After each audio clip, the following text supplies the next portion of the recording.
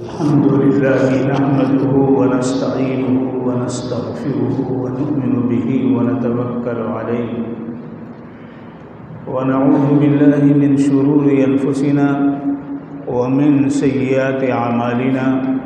من يهده الله فلا مضل له ومن يضلله فلا هادي له ونشهد أن لا إله إلا الله وحده لا شريك له ونشهد أن سيدنا ومولانا وحبيبنا وشفيعنا ونبينا وسندنا محمدا عبده ورسوله أما بعد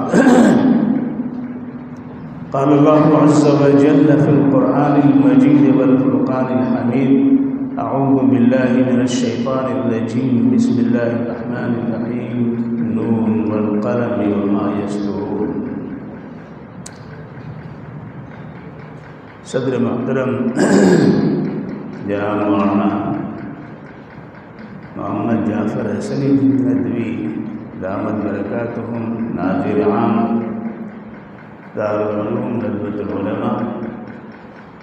مربیان اصلاح اور اساتذہ دارالعلوم ندوۃ العلماء اور اراکین بزم اور سامعین بزم، آج خوشی و مسرت و شادمانی کی بات ہے کہ آپ ایک عظیم عمل، مؤثر عمل کا افتتاح کر رہے ہیں، یعنی صحافت کا آغاز کر رہے ہیں، اور اس کے لیے آپ نے جیداری پرچوں سے ابتدا کی ہے۔ آپ کے پرچے مختلف عناوین کے تحت مختلف حالات اور ماحول کی طرف اشارہ کرنے، مہمیز کرنے، واقعیت کو سامنے لے آنے اور قارئین کے ذہن میں اس کی افادیت و نافعیت و صالحیت کو پیش کرنے کی کوشش کا ایک ثمرہ ہے، جس کا ابھی آغاز ہوا ہے اور ہمارے ناظر عام صاحب نے اس کی پردہ کشائی کی ہے۔ عزیزوں، صحافت کے اگر مادے پر غور کرو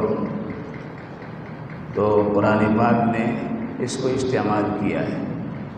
صحف ابراہیم و موسیٰ، انبیاء علیہم السلام پر جو کتابیں نازل ہوئی وہ سچائی کا مظہر تھی، روحانیت کا سرچشمہ تھی، عابد و معبود، حاکم و محکوم کے درمیان عظیم واسطہ تھا۔ لہذا انسانی روحانی تسکین انسان پاتا تھا اور اس کے جان کو عطر بیزی کی دولت فراواں نصیب ہوا کرتی تھی۔ لہذا صحافت اگر سچائی سے خالی ہے، صداقت سے خالی ہے، تو اس کی عطر بیزی، تعفن آسان ہے اور اس سے معاشرے کے اندر آلودگی پیدا ہوتی ہے، اور اگر سچائی کا مظہر ہے تو اس سے انسانیت کو فروغ، انسانی صلاحیت کو فروغ، انسانی کارندوں کے لیے وسیع میدان سامنے آتا ہے۔ لہذا اسی بنیاد پہ صحافت کو ایک بڑا اہم ستون جمہوریت میں قرار دیا جاتا ہے۔ جمہور کے لیے جمہوریت ضروری ہے، جس طرح ہماری باڈی کے لیے آکسیجن ضروری ہے۔ اگر آکسیجن میں تعفن پیدا ہو جائے یا صحیح آکسیجن نہ ملے تو موت واقع ہو جاتی ہے۔ اسی طرح اگر میڈیا یا صحافت جو ہے تعفن آمیز ہو جائے، آلودہ ہو جائے، تو ایسی صورت میں صرف انسانیت نہیں، پورا سماج اس سے متاثر ہوتا ہے۔ معاشرے پہ اس کے ایسے اثرات طاری ہوتے ہیں کہ انسان بھیڑیا بن جاتا ہے، درندہ بن جاتا ہے، اور خون آشامی میں اس کو لطف آنے لگتا ہے، لذت اسے ملتی ہے۔ اسی لیے ایک دفعہ ایک موقع پر یہاں ایک ایسا اجلاس ہوا جس کو میڈیا اور صحافت کا اجلاس کہا جاتا تھا۔ پہلی دفعہ ہوا، اور ہم تو یہ سمجھتے ہیں کہ جس طرح بہت سی چیزیں ندوۃ العلماء نے آغاز کیا اور مدارس کی تاریخ نے ایک راہ بنائی، انہی میں سے ایک یہ بھی ہے کہ صحافت اور میڈیا کے اس وقت کے جو اساتین لوگ تھے ان کو دعوت دی، اور ان کی رہنمائی کے لیے حضرت مولانا مفکر اسلام علی میاں رحمۃ اللہ علیہ نے ایک رہنما خطبہ دیا۔ اس خطبے کا آغاز یہ جلسہ عباسیہ حال میں ہو رہا تھا۔ میں صرف اس لیے سنا رہا ہوں کہ اس کی اہمیت کا اظہار ہو سکے اور آپ سمجھ سکے ہمارے بڑوں نے اس کو کس حیثیت سے لیا، یہ صحافت کو، اور اس کے بعد ہی پھر صحافت کے شعبے کا یہاں آغاز ہوتا ہے، اور الحمدللہ اس سے بہت سے شعبے سے استفادہ کرنے والے ہمارے عزیز احباب اور رفقا مختلف اخبارات کے اندر، پرچوں کے اندر ادارت کے اور نامہ نگاری کے فرائض انجام دے رہے ہیں، دیکھ کر خوشی ہوتی ہے۔ تو حضرت مولانا رحمۃ اللہ علیہ نے ان صحافیوں کے سامنے جو اس وقت کے بڑے اہم مؤثر اور بڑے اخبار کے وہ بہترین اداریہ نگار، نامہ نگار تھے، ان کے سامنے ایک شعر پڑھا اور یہ کہا کہ ایک فارسی کا شعر ہے جس میں شاعر نے ایک ایسی حسینہ اور رقاصہ کا تذکرہ کیا ہے جس کے بارے میں وہ کہتا ہے کہ زیر قدمت ہزار جانس، زیر قدمت ہزار جانس، کہ جس وقت تو رقص کرتی ہے تیرے رقص کے اندر ایک ایک انگ اور آہنگ میں ایسی بجلی کونپتی ہے کہ کتنے ڈھیر ہونے لگتے ہیں، تو زیر قدمت ہزار جانس۔ لیکن حضرت مولانا رحمۃ اللہ علیہ نے اس موقع پر یہ فرمایا کہ میں تھوڑی سی اس میں تبدیلی کرتا ہوں اور وہ تبدیلی آپ لوگوں کے سامنے رکھتا ہوں۔ میں قدمت کی جگہ قلمت کا استعمال کرتا ہوں کہ زیر قلمت ہزار جانس، آپ کے قلم کی سیاہی کے نیچے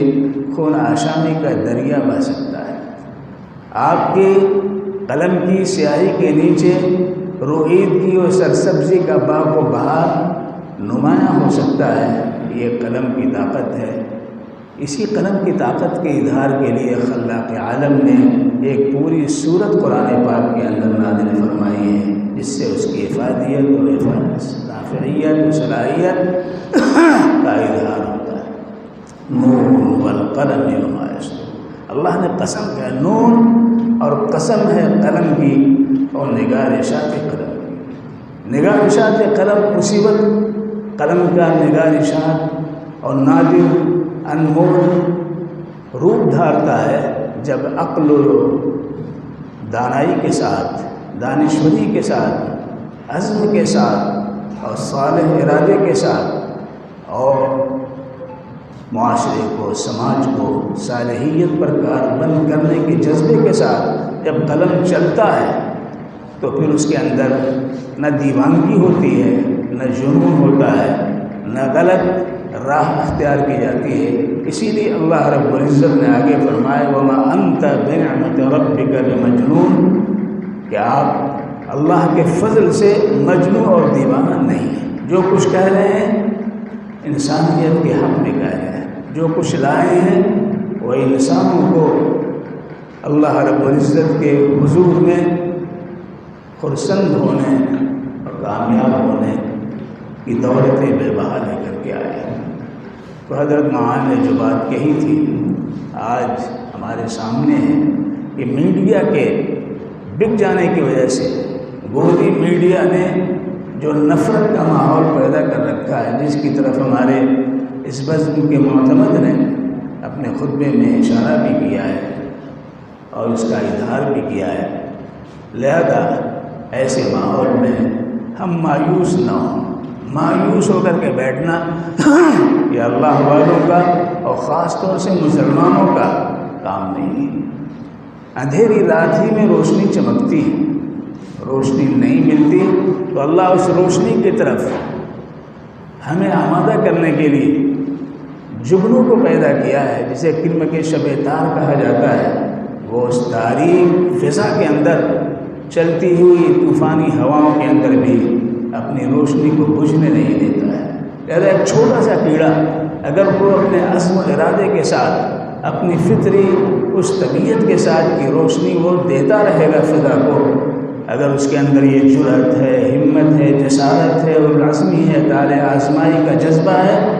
تو ہمیں اللہ رب العزت نے اشرف المخلوقات بنایا ہے۔ اگر ایسے حالات پیدا ہوتے ہیں تو ہمیں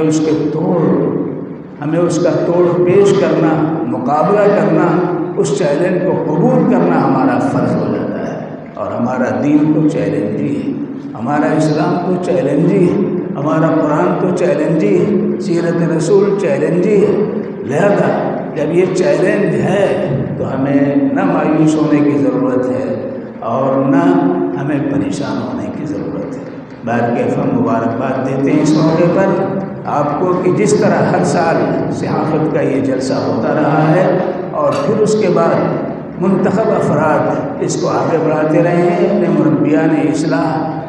کی نگرانی میں، اس سال بھی آپ ہر طرح سے محنت کے ساتھ، کاوش کے ساتھ، محبت کے ساتھ، عزم کے ساتھ، ارادے کے ساتھ اور اپنے بڑوں سے مشورے کے ساتھ اس کارواں کو آگے بڑھاتے رہیں گے اور اس کی افادیت و نافعیت سے اپنے آپ کو در شہوات بنانے کی کوشش کریں گے۔ وآخر دعوانا